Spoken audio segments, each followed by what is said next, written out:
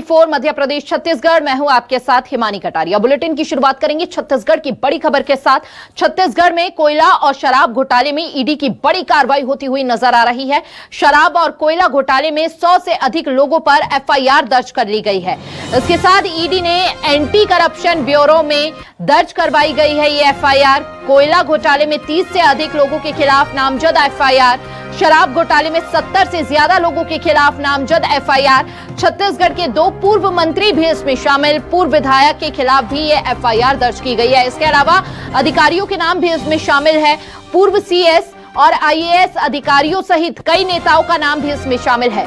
पूर्व मंत्री कवासी लखमा, पूर्व मंत्री अमरजीत भगत के खिलाफ एफआईआर दर्ज की गई है। इसमें पूर्व विधायक यूडी मिंज, पूर्व एमएलए गुलाब कमरो पर भी एफआईआर दर्ज की गई है।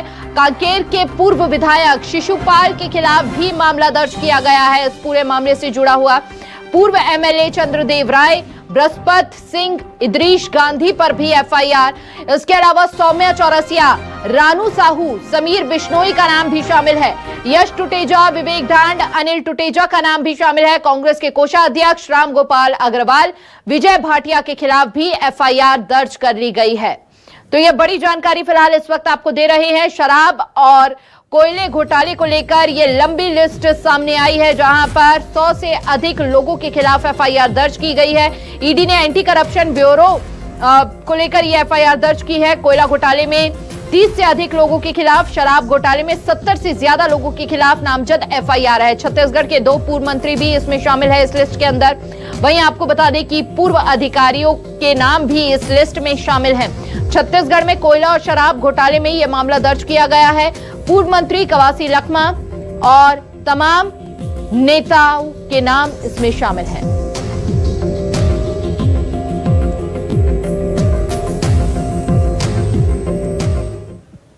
तो कांग्रेस नेताओं पर एफआईआर पर सियासत लगातार जारी है। एफआईआर को लेकर भूपेश बघेल का बयान एक तरफ सामने आया है। कांग्रेस को बदनाम करने की नीयत से सब कुछ हो रहा है। भूपेश बघेल ये कहते हुए नजर आए, जांच में पूर्व मंत्रियों का नाम नहीं था। भूपेश बघेल ने कहा, पूरी कार्रवाई लोकसभा के मद्देनजर की जा रही है। ईडी स्वतंत्र जांच एजेंसी अपने तरीके से जांच कर रही है। ये सीएम विष्णुदेव साय ने बात कही है। जिसके नाम सामने आए हैं उस पर कार्रवाई की जाएगी।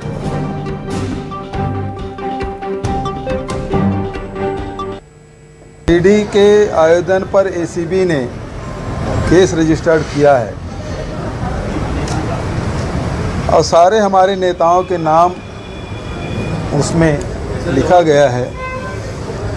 ये सीधी सीधी सी बात है कि ये लोकसभा को ध्यान में रखते हुए प्रदेश के नेताओं को बदनाम करने का षड्यंत्र भारतीय जनता पार्टी के एजेंसी ईडी अब राज्य सरकार के द्वारा एसीबी के द्वारा जांच करने का निर्देश किया, एफआईआर दर्ज किया है। स्पष्ट है, पहले ईडी आईटी बदनाम कर रही थी, अब वो एसीबी के माध्यम से हमारे प्रदेश के नेताओं को, कांग्रेस के नेताओं को बदनाम करने का षड्यंत्र किया जा रहा है।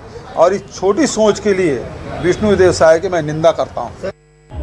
अब ईडी अलग अपना जांच कर रहा है, स्वतंत्र एजेंसी है। ईडी के बाद अब एसीबी ने, ईडी के बाद अब एसीबी, सब स्वतंत्र जांच एजेंसी हैं, सब अपने अपने तरीके से काम कर रहे हैं।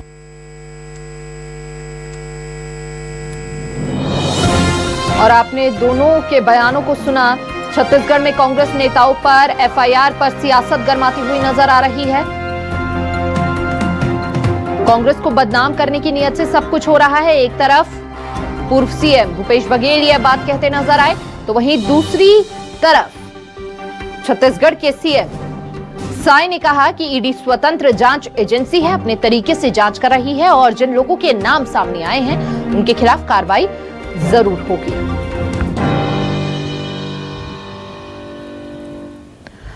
और इस खबर पर हमसे खास बातचीत करने के लिए प्रदेश प्रवक्ता कांग्रेस वंदना राजपूत जी जुड़ चुकी हैं।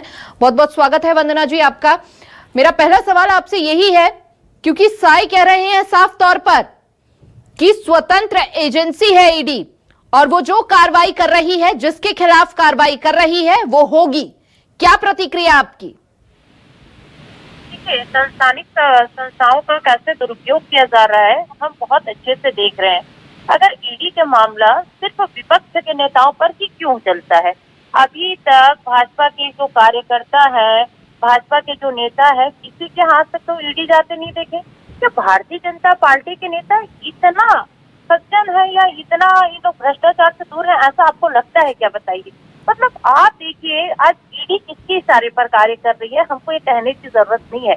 और रही बात अगर छत्तीसगढ़ की बात करते हैं तो छत्तीसगढ़ में पिछले 4.5-5 साल से ईडी के माध्यम से कैसे कांग्रेस के नेताओं को यहाँ पर बदनाम करने की कोशिश कर रहे हैं, लगातार हम देख रहे हैं।